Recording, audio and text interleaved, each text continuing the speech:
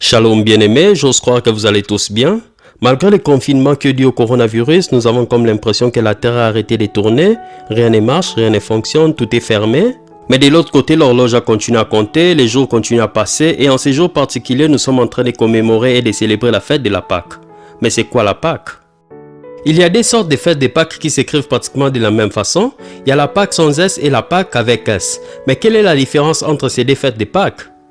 Je commencerai par définir la fête des Pâques avec un S qui est une fête religieuse chrétienne qui commémore la résurrection de Jésus-Christ.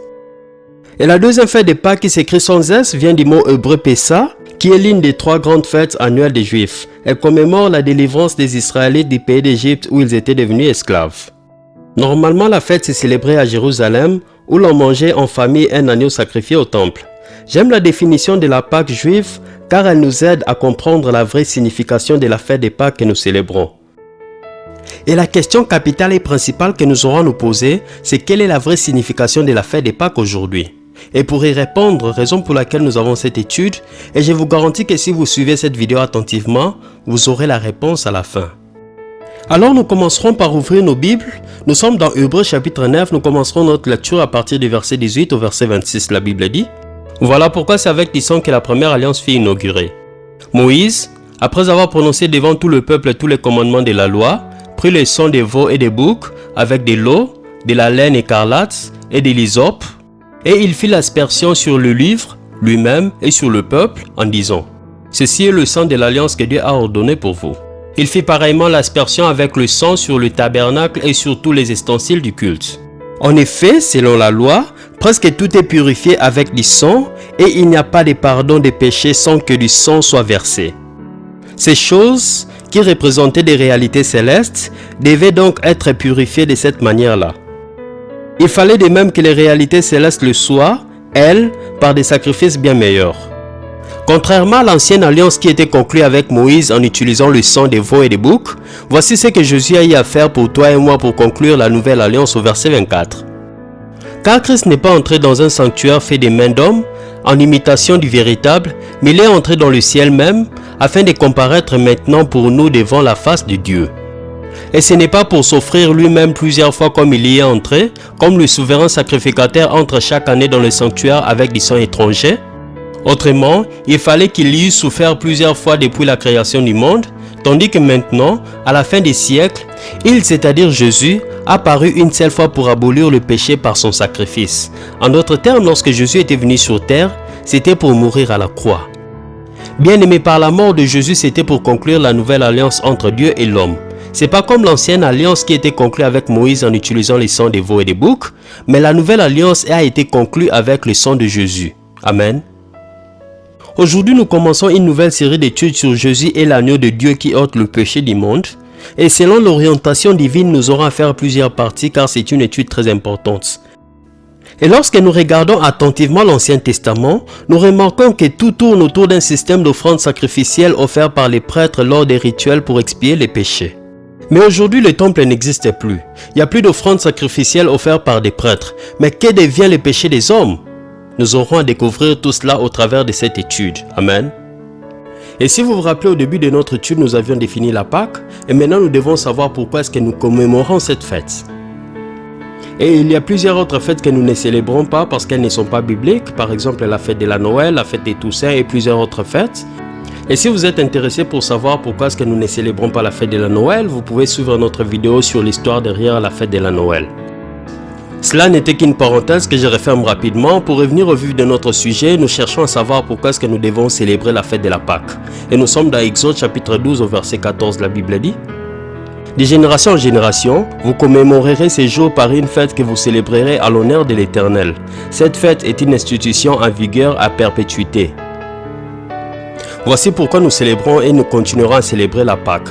Parce que c'est une institution qui a été ordonnée par Dieu lui-même. Amen. Alors nous nous poserons une autre question, mais qui sont ceux qui sont censés célébrer cette fête de la Pâque? Nous avons normalement des catégories de gens qui célèbrent cette fête de la Pâque. Nous avons les Juifs qui la célèbrent par rapport à leur sortie de l'Égypte, et nous avons les chrétiens qui la célèbrent par rapport à Jésus qui est notre agneau pascal. Et comme il est écrit dans 1 Corinthiens chapitre 5 au verset 7, la Bible dit: Faites donc disparaître tout vieux levain du milieu de vous, afin que vous soyez comme une pâte toute nouvelle, puisqu'en effet vous êtes sans levain. Car nous avons un agneau pascal qui a été sacrifié pour nous, le Christ lui-même.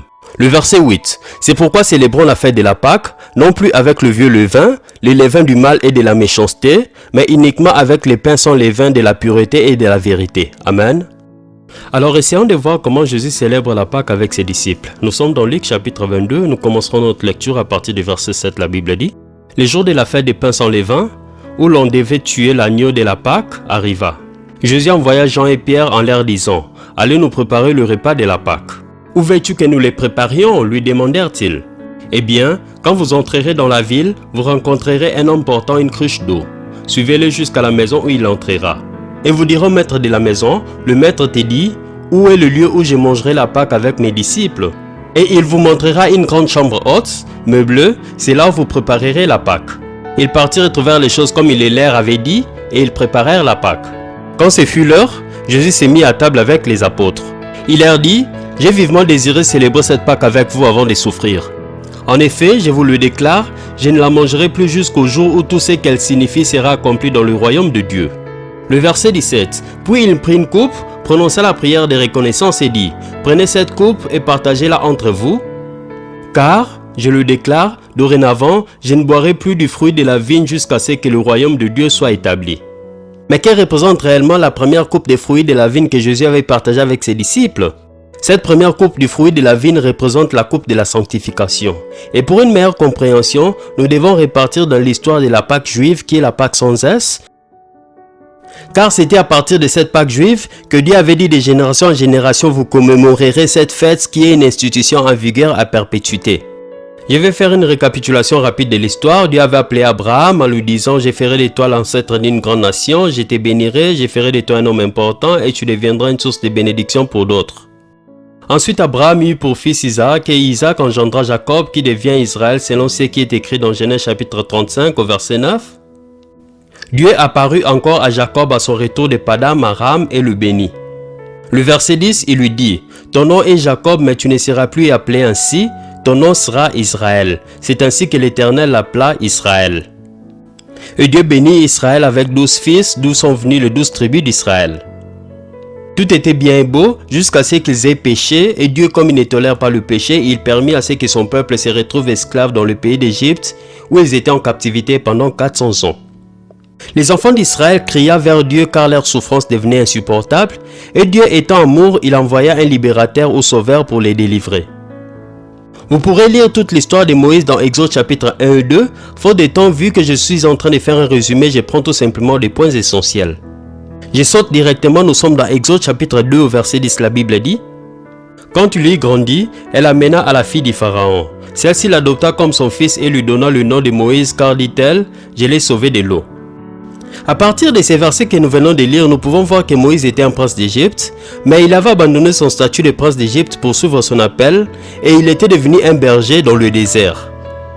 Là, nous sommes dans Exode chapitre 3, verset 2, la Bible dit, « L'ange de l'Éternel lui apparut dans une flamme au milieu d'un buisson.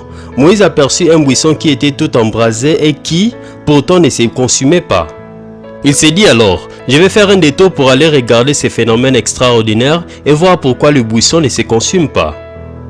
L'Éternel vit que Moïse faisait un détour pour aller voir et il appela du milieu du buisson. « Moïse, Moïse. » « Je suis là, répondit Moïse. » Dieu lui dit, « N'approche pas ici, enlève tes sandales, car le lieu où tu te tiens est un lieu sacré. » Puis il ajouta, « Je suis le Dieu de tes ancêtres, le Dieu d'Abraham, le Dieu d'Isaac et le Dieu de Jacob. » Alors Moïse se couvrit le visage car il avait peur de regarder Dieu. L'Éternel reprit, « J'ai vu la détresse de mon peuple en Égypte et j'ai entendu les cris que lui font pousser ses oppresseurs.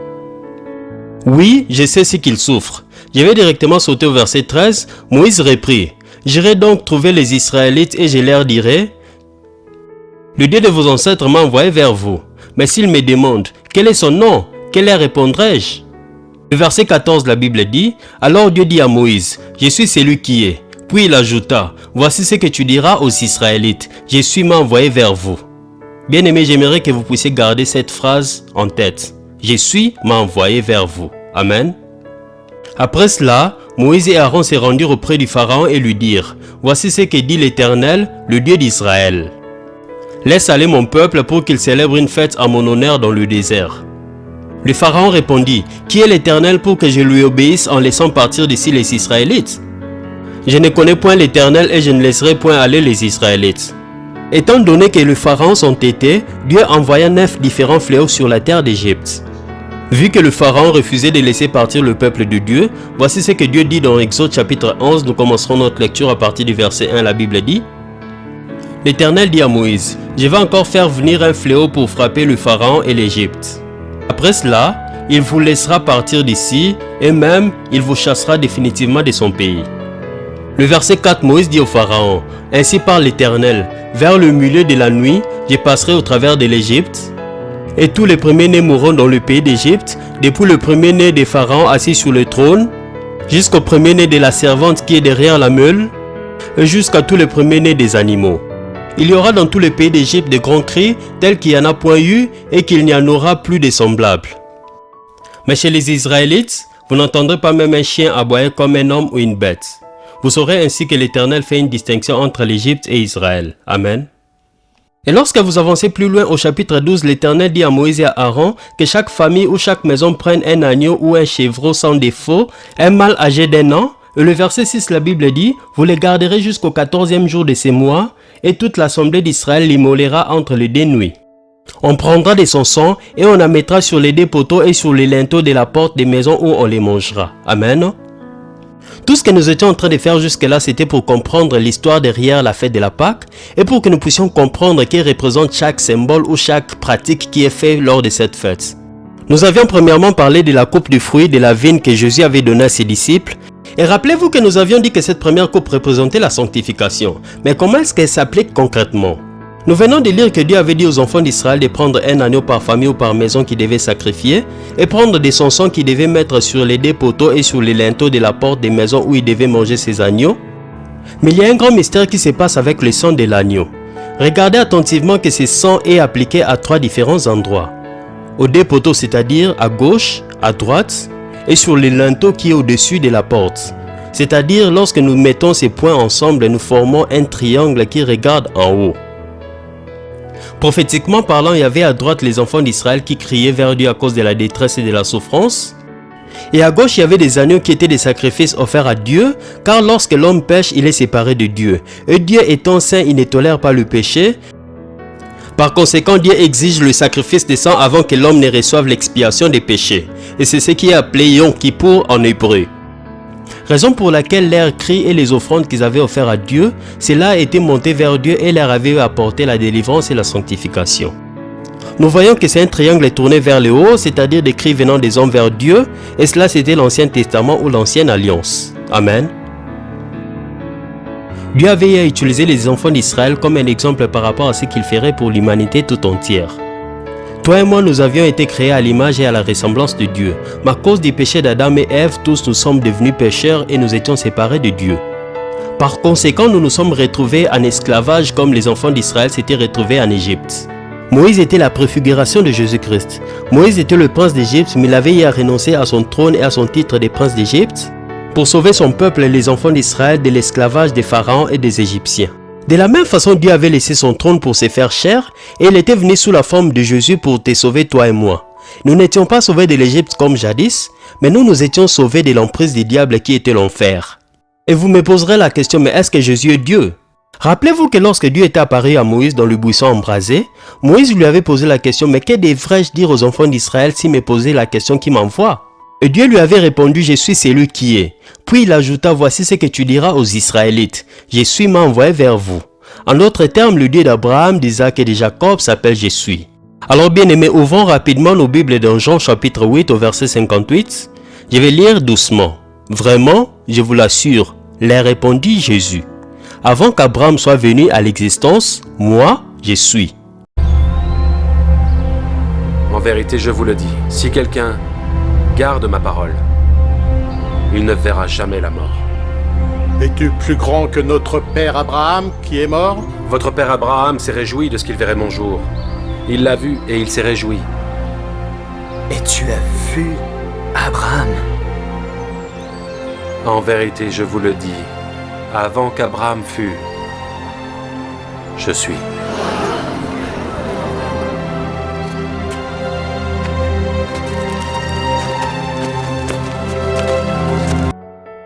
Jésus se présente ici au devant des spécialistes de la loi, des pharisiens, des sadducéens et tous les juifs que son nom est Jésus. Et c'est le même nom que Dieu avait dit à Moïse dans le buisson embrasé. En d'autres termes, Jésus est Dieu. Amen. Les enfants d'Israël étaient sauvés par le sang des agneaux sacrifiés. Mais bien aimé, toi et moi, nous n'avions pas été sauvés par des animaux. Mais nous avions été sauvés par le sang précieux de notre Seigneur Jésus-Christ qui est l'agneau qui ôte le péché du monde. Rappelez-vous que nous avions parlé du triangle qui regardait le haut. Maintenant, regardons attentivement ce qui se passe à la croix avec Jésus.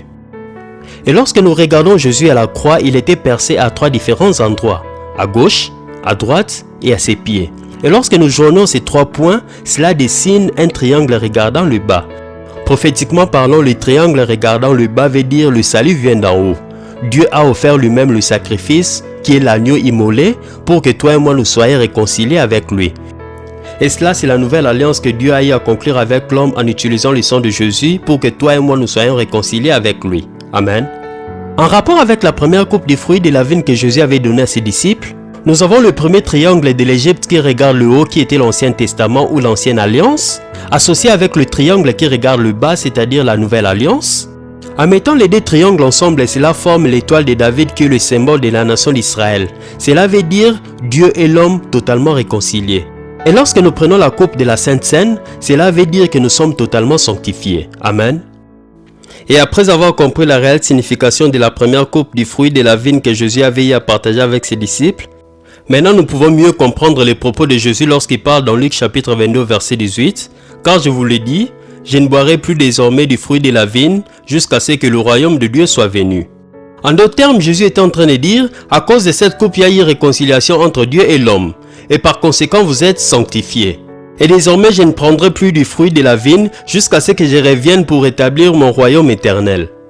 Et ce royaume éternel sera établi à la deuxième venue de Jésus sur terre. La première fois, il était venu comme l'agneau qui ôte le péché du monde. Et la deuxième fois, il revient comme le lion de la tribu de Juda, c'est-à-dire le roi des rois et le seigneur des seigneurs. Amen.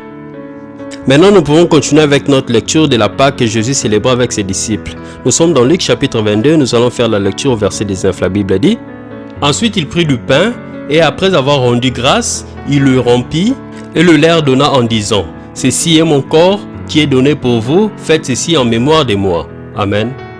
Mais que représente réellement ces pains que Jésus avait donnés à ses disciples? Nous allons bientôt le découvrir. Mais en langage purement simple, le pain est défini comme une substance principale qui donne la vie. Et sans le pain, on ne peut pas vivre. Mais ce pain de la Pâque n'est pas n'importe quel pain, car c'est un pain sans levain. Et dans les langages spirituels, le levain représente le péché. Alors le pain sans levain de la Pâque, c'est Jésus-Christ lui-même, car il est sans péché. Raison pour laquelle la Bible nous dit dans Jean chapitre 6 au verset 35, Jésus leur dit: Je suis le pain de vie. Celui qui vient à moi n'aura jamais faim, et celui qui croit en moi n'aura jamais soif. Le verset 51 dit: Je suis le pain vivant qui est descendu du ciel. Si quelqu'un mange de ces pains, il vivra éternellement. Et le pain que je donnerai, c'est ma chair, que je donnerai pour la vie du monde. Amen. Jésus est le pain de vie, c'est-à-dire sans Jésus, nous ne sommes rien. Mon frère, ma soeur, toi qui me suis, je vais te donner notre révélation. Es-tu prêt? Allons-y. Est-ce que tu t'es déjà posé la question pourquoi Yeshua HaMashiach Jésus-Christ était né à Bethléem? Il n'y a pas de coïncidence avec Dieu. Tout ce qui concerne la vie de Jésus sur terre avait une signification prophétique. Pourquoi devrait-il naître à Bethléem? Dans les noms Bethléem, vous avez des mots hébreux qui sont Beth et Lehem. Beth, qui veut dire maison, raison pour laquelle vous avez Bethel, qui veut dire Beth, maison, El, éternel, donc maison de l'éternel, Bethel, maison de l'éternel. Et vous avez le deuxième mot, Lehem, qui veut dire pain. Étant donné qu'il est le pain de vie, il ne pouvait naître que dans la maison de pain, raison pour laquelle il était né à Bethléem, donc la maison de pain. Bien aimé, il n'y a pas de coïncidence avec la parole de Dieu. La parole de Dieu est oui et amen. Alors si tu n'as jamais donné ta vie à Jésus, alors mon frère, ma soeur, c'est le temps de changer ta vie. C'est le temps de prendre une ferme décision et de donner totalement ta vie à Jésus. De la même façon que nous ne pouvons pas vivre sans le pain physique qui est la nourriture, nous ne pouvons pas aussi vivre sans le pain spirituel qui est Jésus-Christ. Bref, le pain que Jésus donnait à ses disciples, c'était lui-même, car il est le pain qui est descendu du ciel. Il est le pain qui donne le salut. Alors bien aimé, vu que nous sommes en train de commémorer cette fête de la Pâque, sachant que nous sommes en train de partager le pain de vie qui est Jésus-Christ. Et c'est au travers de lui que nous avons reçu le salut. Amen.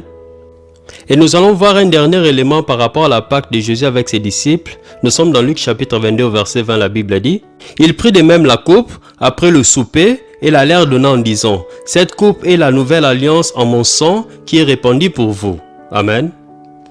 Ça, c'est la deuxième coupe du fruit de la vigne que Jésus avait donnée à ses disciples et cette coupe représente le jugement.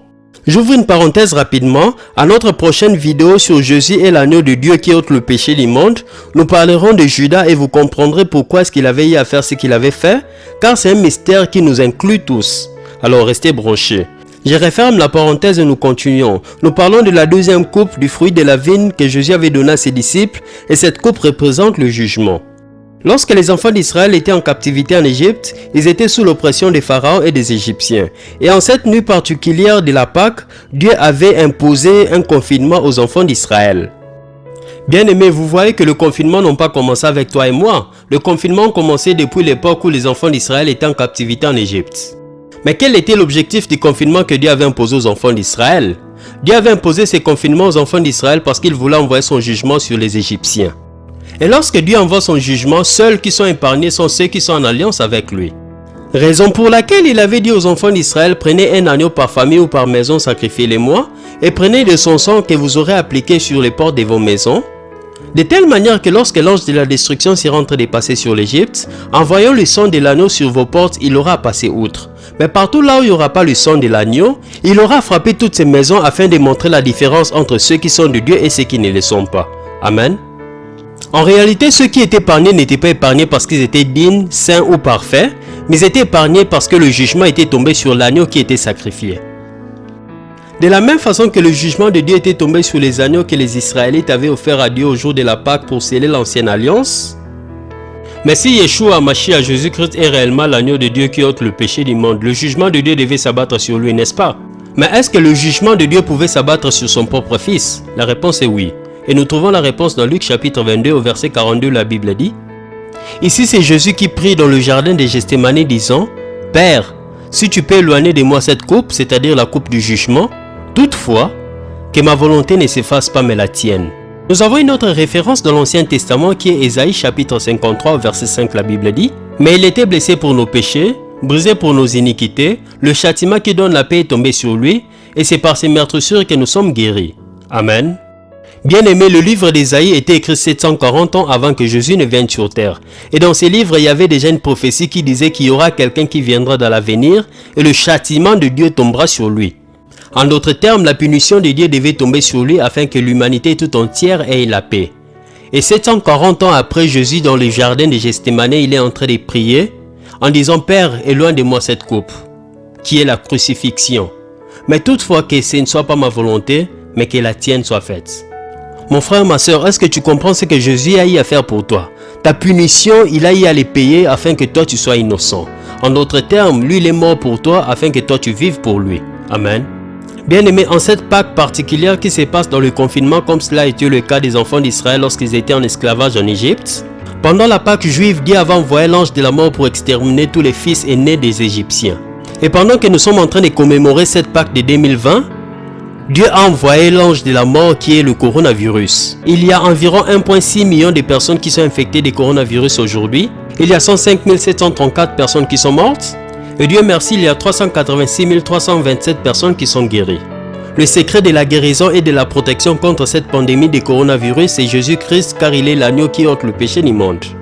La punition et le jugement de Dieu est tombé sur lui afin que toi et moi nous soyons exemptés. Amen.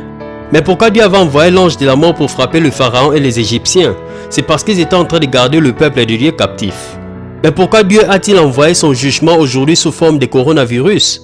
C'est parce que le même esprit qui était dans le pharaon et les Égyptiens est en train de garder les enfants de Dieu captifs aujourd'hui. Et cet esprit qui garde les enfants de Dieu captifs aujourd'hui, c'est le serpent ancien, c'est le dragon, c'est Satan lui-même, c'est le diable en personne. Et se manifeste sous forme de l'homosexualité, des pratiques dégradantes, des choses abominables, des choses qui étaient faites en secret et en cachette hier sont faites en plein air et en public aujourd'hui. Des choses qui étaient considérées comme les mal hier, aujourd'hui notre société, au nom de la tolérance et de l'amour du prochain, au nom de la paix, on considère cela comme le bien.